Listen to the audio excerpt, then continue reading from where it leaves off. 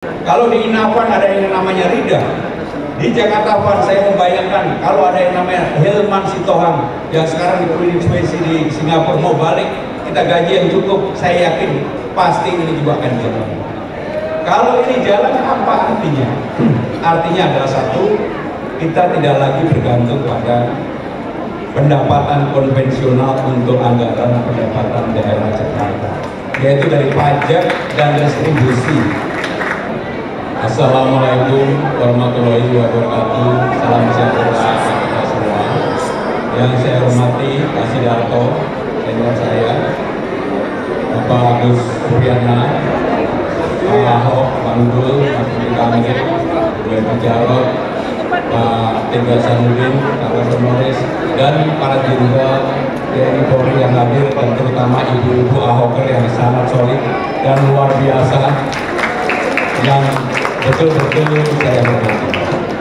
Pertama, saya ingin mengucapkan terima kasih kepada Pak Ahi dan juga teman-teman sekalian sebagai penyelenggara acara ini. Tadi betul-betul disebut energi, dan itu memberikan energi yang luar biasa bagi saya untuk bertarung dan memenangkan pertandingan ini. Saudara-saudara sekalian, izinkan saya menceritakan sedikit latar belakang kenapa saya akhirnya menerima ini. Orang yang paling bertanggung jawab namanya Ahok. Saya begitu dipanggil oleh ibu, begitu datang disalami oleh ibu sebagai ketua umum, saya memerintahkan kamu menjadi calon gubernur. Saya bilang, Mbak, bercanda. Saya 27 tahun loh menyiapkan segala sesuatu kepada Mbak. Ini mau saksinya? Gak mau saja. Gak mau. Enggak, ini hak prerogatif saya gunakan. Saya pun nggak mau.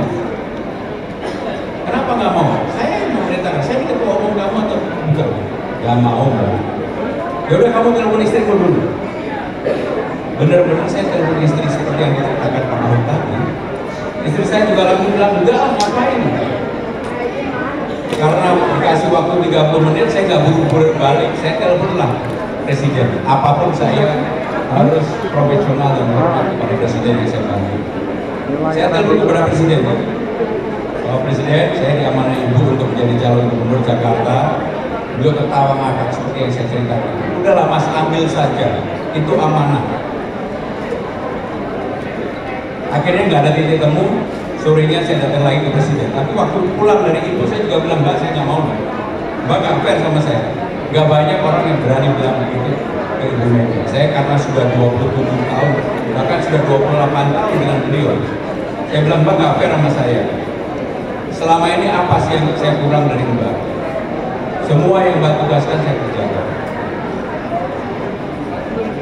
Besoknya saya bertemu lagi dengan Ibu. Saya bilang, Mbak, saya bilang bahasa Jawa yang ada, Mbak. Saya kalau berdua manja-manja supaya dia hatinya terketuk. Saya bilang begini, Mbak, udah Mbak putusin aja, mau Pak Ahok, mau Bandu, Pak Karno.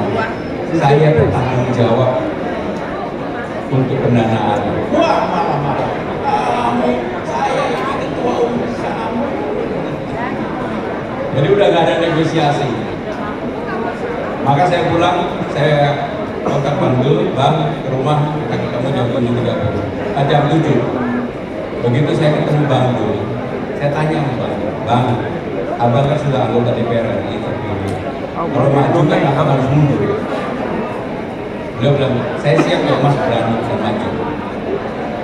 Jadi itulah yang kemudian membuat saya mulai ragu-ragu. Saya masuk ke dalam rumah, saya ketemu istri saya bilang, Bang Dul udah setuju maju. Udahlah, kamu sama Bu Mega kan sudah 27 tahun. Bismillah, maju aja kamu. Itu istri saya. Begitu saya kembali, saya telepon dengan Bang Dul, saya telepon ke Ibu, Mbak, saya sama Dul, besok kami mendaftar jam 11, tolong administrasinya disiapkan. Langsung Ibu, kamu belum apa-apa udah perintahin saya. Ini Bang Dul. Tapi Ibu nangis waktu itu karena saya marah. Saudara-saudara sekalian, sejak itulah hidup saya berubah total. Saya yang ada di comfort zone, yang sungguh dalam pikiran saya hanya cucu, di medsos saya isinya cuma cucu, atau saya sepedahan, totally berubah. Hari ini hidup saya jadi berubah. Sebenarnya yang paling bertanggung jawab namanya Ahok. Jadi kalau Ahoker ini tidak serius membantu saya, keterlaluan juga. Saudara-saudara sekalian, sejak mendaftar tanggal 28 September, saya tahu sudah terlalu lama saya tidak pernah mau tampil di ruang publik. Saya menjaga dapur presiden yang paling utama, karena substansi di tempat saya, hal yang presiden sebagai kepala negara di tempat, kepala pemerintahan di tempat saya, presiden sebagai kepala negara di tempatnya. Sehingga saya tahu hampir semua permasalahan yang ada di bangsa ini. Sejak itu hidup saya total berubah. Total berubah. Begitu saya mendaftar, hari itu juga langsung live di 5 acara TV. Karena saya tahu saya nggak mungkin mengejar itu tanpa bekerja keras. Mulai dari Mata Najwa, Kompas TV, CNN, SCTV, Metro TV, yang dulu saya nggak mau. Kenapa saya lakukan? Saya ini biasa bekerja keras. Saya boleh sombong secara terbuka, dan ini bisa disaksikan oleh banyak orang. Saya tidak pernah meminta jabatan kepada siapapun, termasuk kepada Ibu Mega.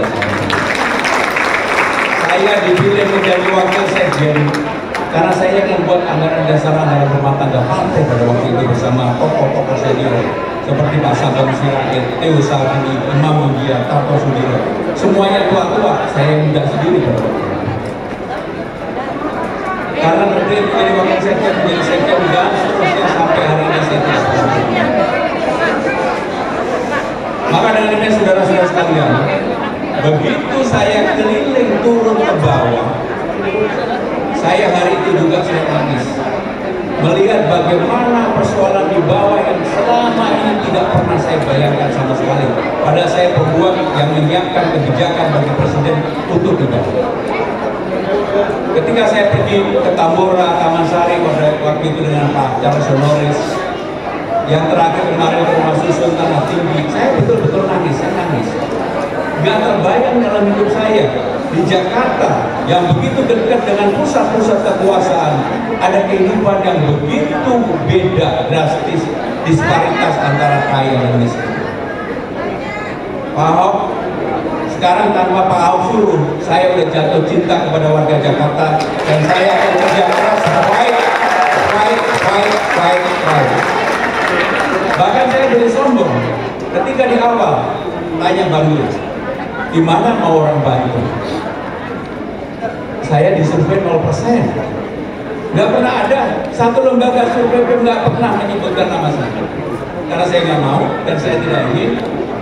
Tapi begitu 6 hari setelah keliling di mana-mana saya dengan bantu, tiba-tiba 28,4%.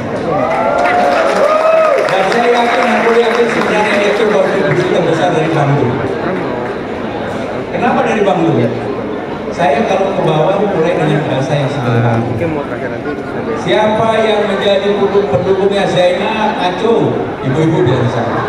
Sebab siapa yang pendukungnya Sarah, ngacung, Sarah. Sarah Zainab berantem bertahun-tahun gak pernah bisa mendapatkan cintanya Dul. Saya lah yang mendapatkan cintanya Dul, namanya Prabowo. Saya pakai bahasa yang sederhana. Benar nggak Bang Yul? Saya juga terus terang selama begitu saya bersalaman sama Bang Yul, chemistry kami sama. Saya biasanya Bang Yul aja yang pidato, Bang Yul bilang Mas aja. Karena kita berdua bukan orang yang mencari panggung atau yang kemudian narsis dengan dirinya sendiri. Karena bagi saya kerja keras itu lebih penting dibandingkan hanya kemudian tampil sebagai bagian dari salon domestik media secara terbuka. Saya secara khusus dalam kesempatan di teman-teman Ahok ini saya ingin menyampaikan beberapa hal. Legasi Pak Ahok di Jakarta sebenarnya luar biasa. Maka dengan sederhana saya akan mengatakan legasi yang sudah baik. Contoh, paling gampang yang diingat, Kalijodo, dari haram jadah menjadi tempat yang begitu terhormat bagi anak-anak, bagi orang tua untuk bermain, ruang terbuka umum, Kalijodo. Salah satu problem bangsa ini adalah ego pemimpin. Kalau saya jadi gubernur Pak Ahok, saya janji bukan hanya kepada Pak Ahok, saya janji kepada seluruh gubernur yang ada, termasuk Mas Anies. Apa yang baik di Pak Ahok, apa yang baik di Mas Anies, apa yang baik di Sutioso, apa yang baik di Vogel, saya akan lanjutkan. Yang membedakan saya sama Pak Ahok tegas, pakai marah-marah, matanya melihat apa?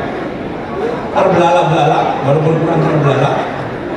Kalau saya berani memutuskan dengan senyum, karena saya tidak punya beban. Dan kalau kemudian insya Allah kalau saya mendapatkan amanah ini, saya tidak punya beban Pak Ahok pada siapapun. Saya akan melakukan hal yang terbaik bagi masyarakat Jakarta. Contohnya apa? Pasukan kuning PPSU-nya Pak Ahok itu legend, tetapi harus dirubah, diperbaiki. Kontraknya jangan setiap tahun dievaluasi. Kemudian syaratnya jangan SLTA, SD aja cukup. Yang penting itu kemampuan untuk bekerjanya, etos kerjanya yang luar biasa. Sehingga dengan demikian Pak Ahok, tadi saya dari pagi sudah keliling, tadi pagi ke Jakarta Barat. Mereka minta, kenapa harus dibatasi sampai dengan 56 tahun untuk PPSU? Saya bilang saya akan kaji. Selama Panjenengan Sudoyo yang menjadi PPSU tadi masih sehat, maka saya berjanji akan diberikan kesempatan untuk bekerja. Jangan orang kemudian tidak diberikan kesempatan untuk bekerja karena umur. Saudara-saudara sekalian, kalau cerita legasinya Pak Ahok banyak banget. Dan Pak Ahok, supaya ini didengar semuanya, nanti balai kota akan kita buka kembali, orang bisa kapan saja. Tetapi era modern sekarang bisa juga pakai digital. Dan juga kami akan menerapkan apa yang disebut dengan work from everywhere, kerja bisa dari mana saja. Karena eranya sudah era seperti itu. Pak Ahok, saya di kantor saya, Kementerian Sekretaris Kabinet, saya sudah menerapkan itu dan produktivitasnya naik. Karena apa? Anak-anak muda Gen Z dan milenial, dia pengennya bekerja dari mana aja. Maka saya bilang, udah 5 hari, 3 hari kamu di rumah, 2 hari kerja di kantor. Yang paling penting tugas-tugas kamu selesaikan. Dan alhamdulillah menjadi benar. Gubernur Jakarta harus orang yang kemudian juga bisa berkreasi, mencari sesuatu yang baru bagi Jakarta. Karena nggak bisa Jakarta hanya diurus secara konvensional yang selama ini seperti ini saja. Maka Pak Ahok, saya akan membuat yang disebut dengan Jakarta Funding. Jakarta Funding ini semangatnya sama dengan Inna Funding. Kebetulan di Inna Funding atau Indonesia Funding yang sebagai inisiatornya adalah Ibu Menteri Keuangan, Presiden tentunya, saya yang menyiapkan paperwork. Sehingga saya tahu banget ketika Inna Fund dibuat, modalnya 2 triliun tambah 4 triliun, 2 dari APBN, 4 triliun dari BUMN. Sekarang uangnya sudah cukup besar, bahkan di atas 100. Kenapa enggak yang seperti ini kita gunakan juga untuk Jakarta Fund? Kenapa Jakarta Fund bisa? Karena sebagai kolateralnya di Jakarta, sebagai pusat kota global dan perekonomian nasional. Sehingga dengan demikian yang paling penting yang lurus bukan birokrasi, bukan BUMD, tetapi profesional. Kalau di Inna Fund ada yang namanya Rida, di Jakarta Fund saya membayangkan kalau ada yang namanya Hilman Sitohang yang sekarang diinspeksi di Singapura mau balik, kita gaji yang cukup, saya yakin pasti ini juga akan jalan. Kalau ini jalan, apa artinya?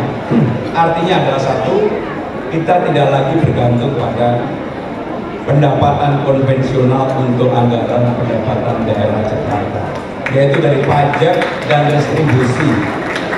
Kan 2 ini Pak yang utama. Maka ada pendapatan baru. Dan saya membayangkan nggak lebih dari 3 tahun, saya yakin pasti di atas 15 triliun bisa didapat. Sehingga dengan demikian, kalau ada persoalan-persoalan di masyarakat tentang dana kebudayaan, dana pendidikan, dan lain-lain, ada sumbernya. Bapak Ibu sekalian, Pak Ahok ini setiap hari meneror saya dengan program-program yang dia pikirkan yang belum bisa dijalankan. Mas harusnya begini. Untuk saya sabar loh sama dia. Banyak banget setiap hari ini. Kalau bukan orang yang di depan saya pasti bohong. Ini orangnya di depan saya. Usul ini, usul itu, termasuk Charles Honoris juga banyak banget usulnya. Tetapi yang paling penting saudara-saudara sekalian, yang saya bisa janjikan kepada saudara-saudara sekalian yang insya Allah akan mendukung saya, satu hal, saya akan bekerja dengan sungguh-sungguh. Saya tidak punya beban pribadi, saya tidak punya beban kepada partai saya tidak punya beban kepada siapapun. Saya akan berbuat yang terbaik untuk warga Jakarta. Itu yang saya janjikan. Terima kasih. Wassalamualaikum warahmatullahi wabarakatuh.